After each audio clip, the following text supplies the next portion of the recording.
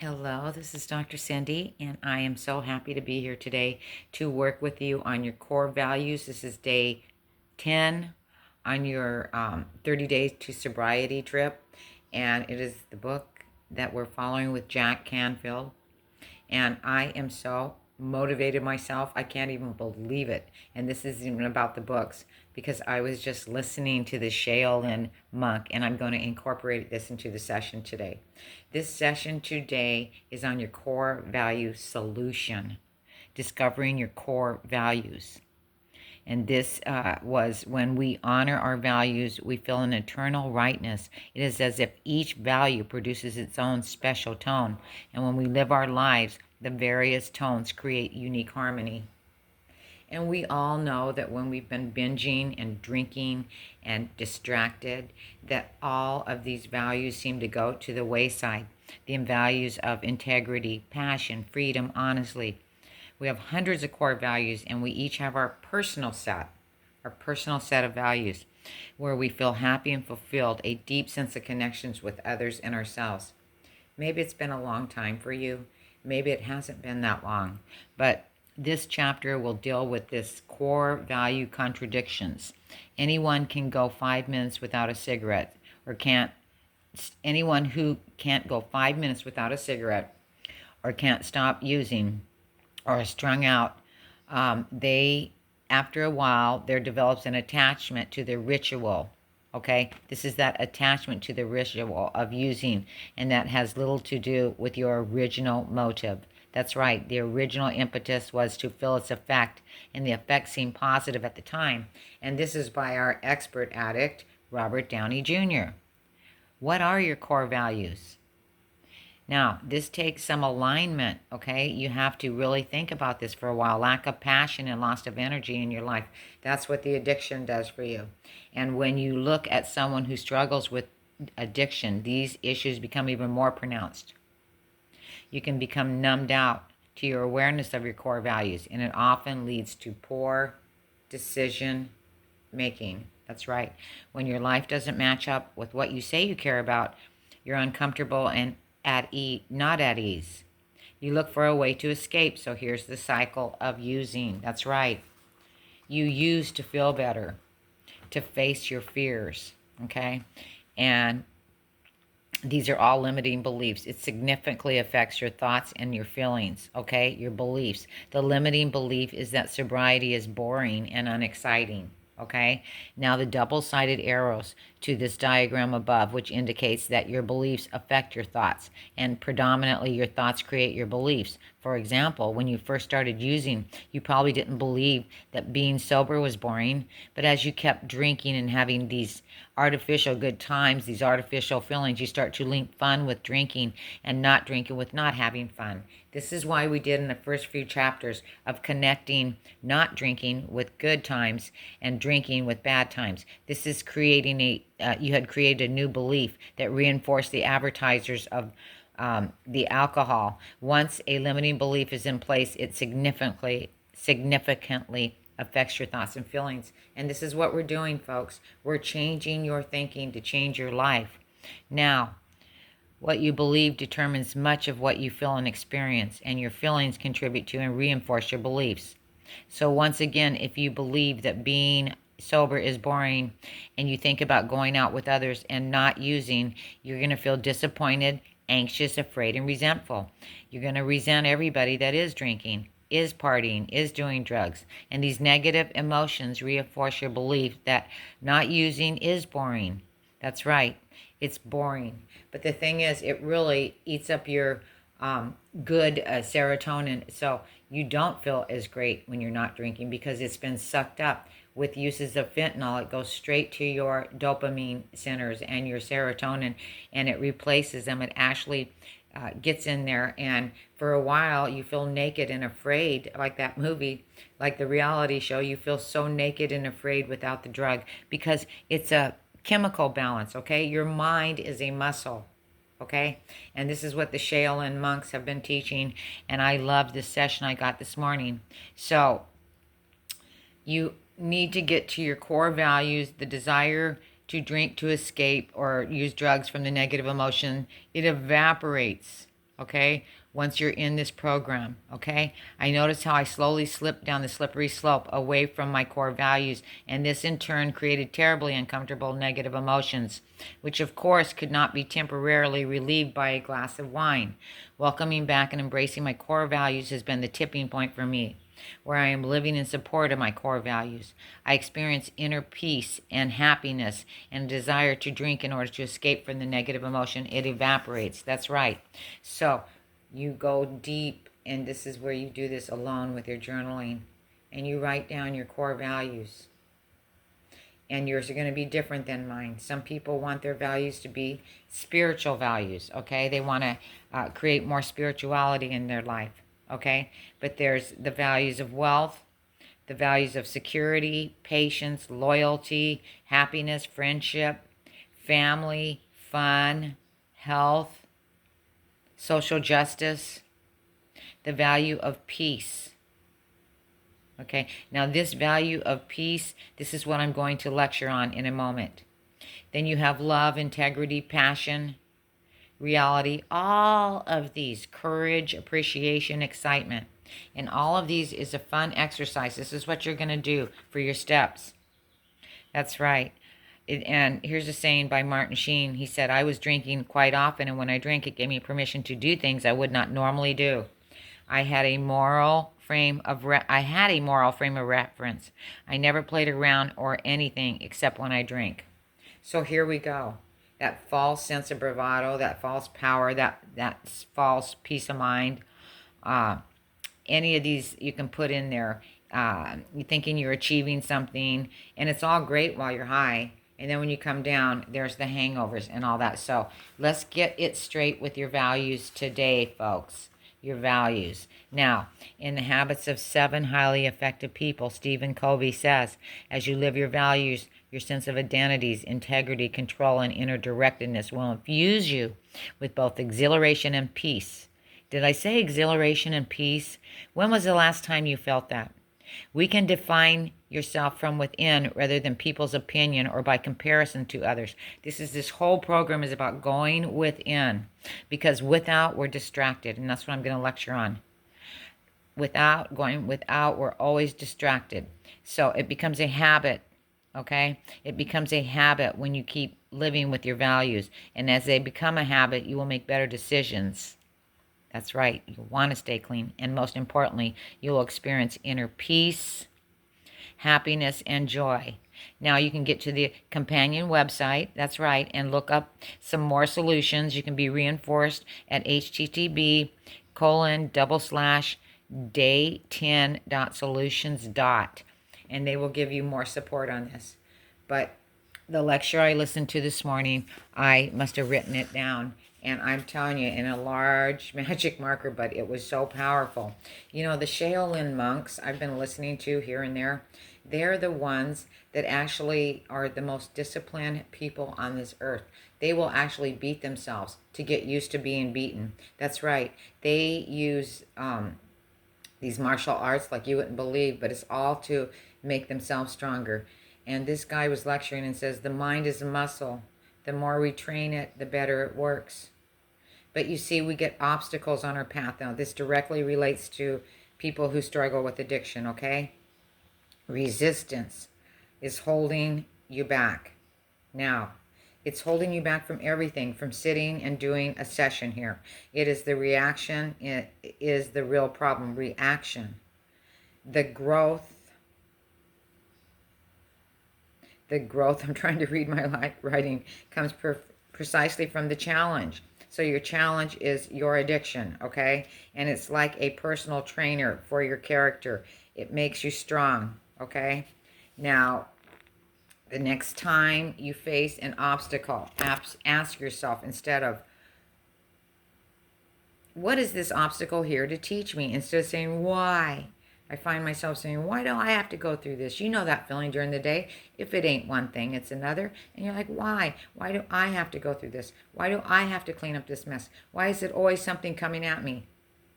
But instead of that, asking the why, asking, what is this here to teach me? The frustration because you feel a problem, okay? Problems becomes the practice, okay? Feeling these problems become your practice. The obstacle, not wanting to sit down and do a session, not wanting to recover, not wanting to go through it. The obstacle becomes your opportunity. See, you are the obstacle, your mind, your muscle, okay? Because smooth seas don't make skilled sailors. I love that. I love that. Smooth seas don't make skilled sailors. And he gives the leaf and the rock metaphor. Okay, when you go to the river and you throw the leaf onto the river, it floats down it. Okay? Just goes with the river, whichever way the river goes. But the rock settles in. It becomes an obstacle for the river. And you want to be the rock in life with your addiction. The rock, you want to challenge it. You want to face it. Okay? Whatever's taking you off the path. Preparing the... Your peace is the most valuable thing that you own. Okay? We give up peace when we're scrolling down the computer. Okay? Your peace is more valuable than money. You know, to be right. The other day I just had to call my daughter and let her know I was right. Okay? And when you react to stuff in life and you engage, you are taking everything personally. Okay? That is problem with addiction. You take everything personally.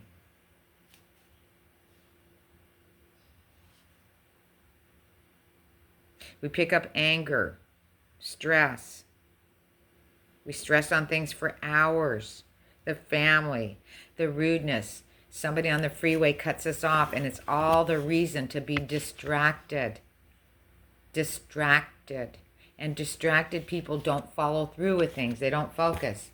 This is not pretending, okay, that your problems don't exist. No. Or that it doesn't hurt. No. It serves a purpose. See, all of these things serve a purpose when you're stuck in traffic, okay?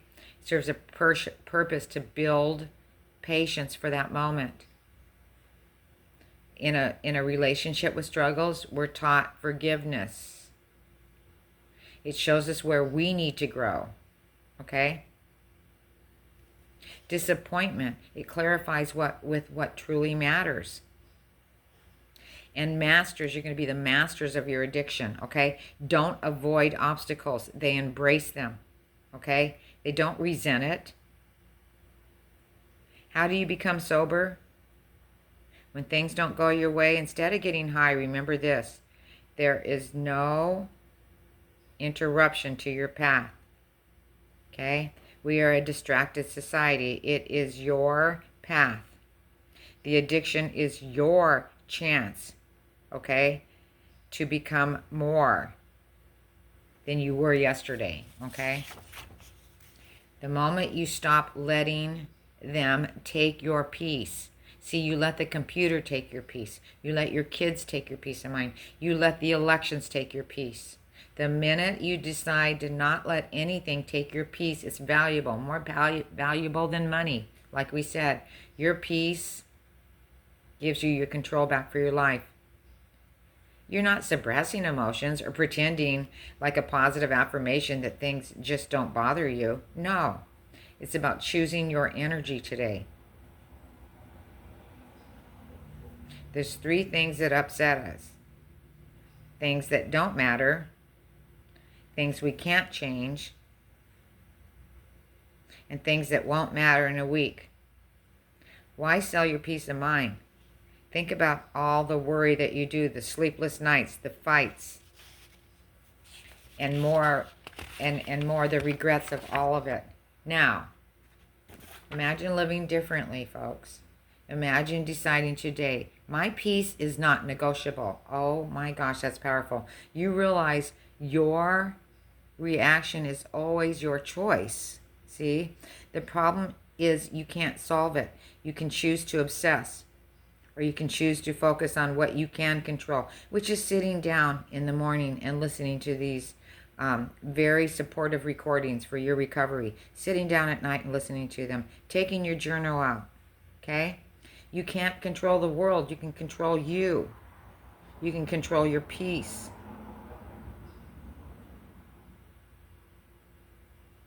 Stop selling your peace of mind.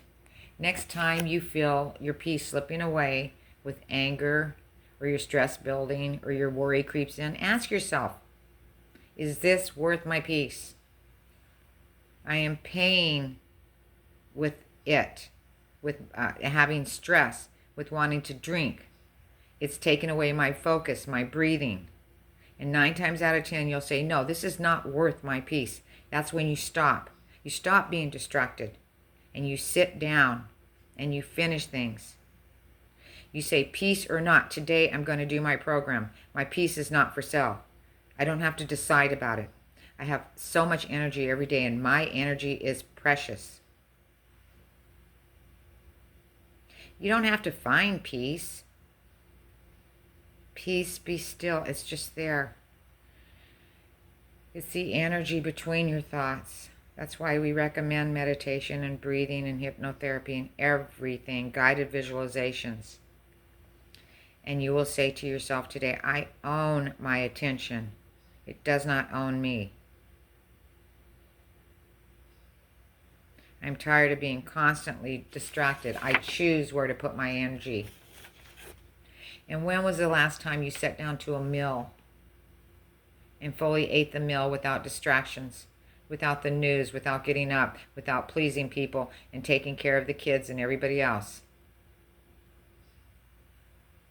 What are the things, the people, the places, the TV, the computer, the constantly on the phone, the places that distract you from a task? A whole nation has gone bonkers over being distracted on their phones and reading all the blurps and taking them as truth and then getting all worked up. I fall for that, and we all do. But we have to decide what to think about, where your energy goes, okay? Attention. It isn't just about focus. It is about power. This is where you have your power. It's inside, not outside of you. The power to choose today. The power to create.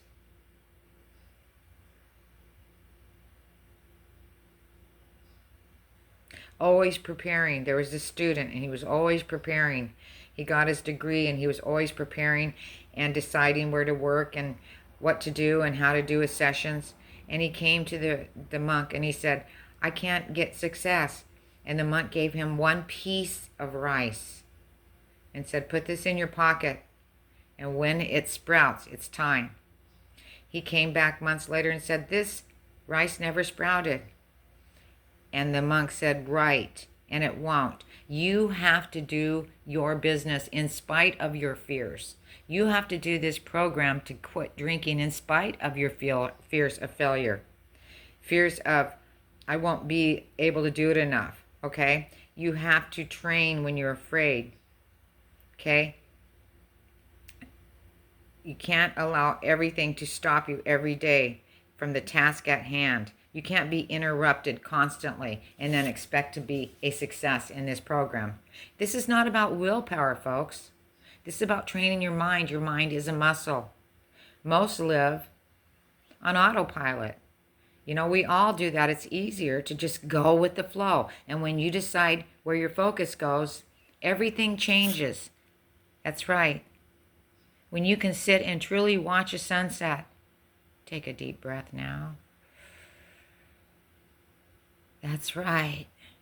When you engage deeply in any activity and thoroughly, even when it's paying your bills or listening to your program, your mind and peace will follow because you're doing what you want.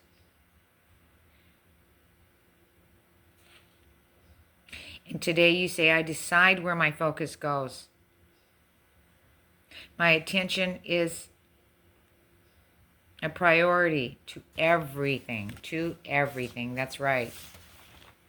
Just do it, like the Nike commercial. Action creates momentum. Remember what I was saying and what I've been saying through these lectures is that, and I got this from the Shaolin monks, that it's not about motivation. You'll never be motivated. Like carrying the piece of rice in your pocket, you have to get up and show up and go through the fear. Fear is not a stop sign. Fear is part of the process. You're going to overcome the fear that I'm not enough, that I'm too weak, that I don't have the skills, that nobody will like me. I'll be rejected like in the past. Guess what? You're rejected, you're rejected, you're rejected, and you are constantly rejected until you measure up. That's right. And act as if. Act as if you're clean today. Acting transforms you. It becomes a reality. Turn this anxiety into energy. That's right. Fake it until you make it. Because you're teaching your nervous system a new reality. The body follows where the attention leads, and you get clarity with action, not with motivation, because motivation comes and goes, and you have the best of intentions. Okay? I own my attention. It does not own me. Oh my gosh, everybody. This one needs to go up on your bathroom mirror. Action first, clarity follows. You get up, the athlete that puts on those running shoes to run. He doesn't get motivated till he's running. The author who writes before he's motivated, the ideas come while he's writing. The student who keeps failing, keep studying. The learning comes. It's wrong to think that we need motivation first. We'll never have it. We need focus. For all you ADD people, we're an ADHD society just by all of the electronics. So we plan, we want the inspiration, and then you say, then I'll start this program. Boy, when I'm ready for it, then I'll go to a meeting. Then I'll read a book. And you will never feel ready to quit. Never. Clarity doesn't come from inaction. It comes from doing. Okay? This motion is energy in motion. That's right. And then you get the emotions. Next time you face an obstacle, ask yourself, what is this here to teach me? The frustration becomes the problem, becomes the practice. The obstacle becomes the opportunity. Your obstacle, your drinking, your drugging, that's your opportunity. Smooth seas don't make a skilled sailor. The leaf of a rock metaphor. We did that. Collapse everything that's taking you off of the path. That's right. And folks, now everybody taking a nice, deep breath. Today is the day I will choose my values. I will choose my morals. And I will stay with this. I will listen to these messages and I will write things down.